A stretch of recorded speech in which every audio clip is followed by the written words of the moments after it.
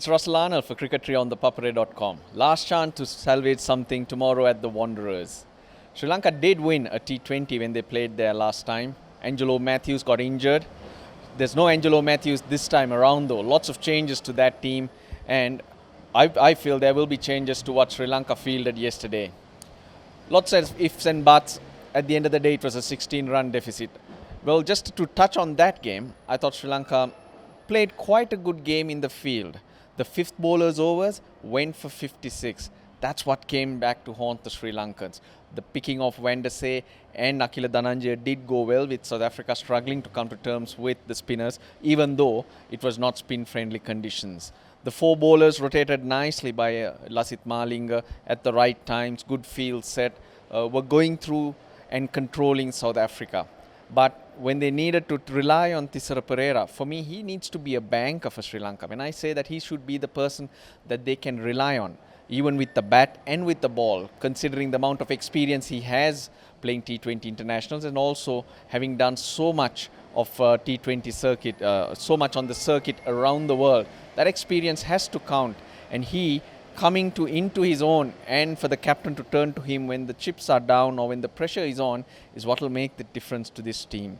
Well, with him not firing, changes need to be looked at. I think I'll bring Suranga Lakmal into the team in place of Dhananjaya De Silva.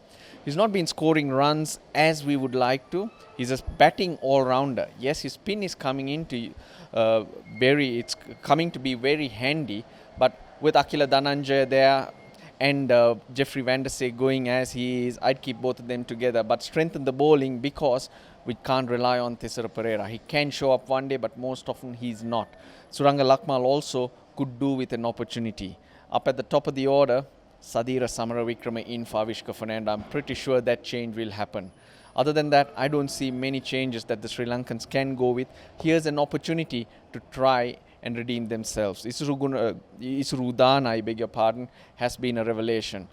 His temperament outstanding. Once again, he proved how crucial it is and how he's making his experience count. Impressive in the field as well. He's one of those players who keep going up to Lasith Malinga and trying to give him an opinion, trying to help him set his fields and coming up with ideas. He's got that confidence, which I don't see with many of the other Sri Lankans. But hopefully, if they can get a consistent performance through, we are winning. We won the test matches because of a special performance. We almost got home yesterday because of a special performance. But as a team, nothing's going to plan. It's all very patchy, and when you really need to, no one's putting their hand up. So those are areas that Sri Lanka can look at, need to look at. But what needs to be kept in mind is there's plenty of skill, and also they're not too far behind. So if they can polish up a few areas, they can nick a few.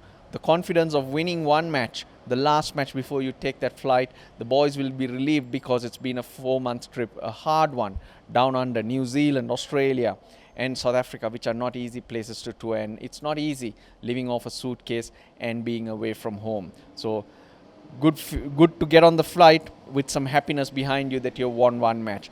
But what must you do? That means continuity or consistency is required from the Sri Lankans. Get each and every act together. Very important at the top of the order. The batting is letting Sri Lanka down very, very badly. Lots of soft dismissals. And then the rest of the batsmen have too much to do.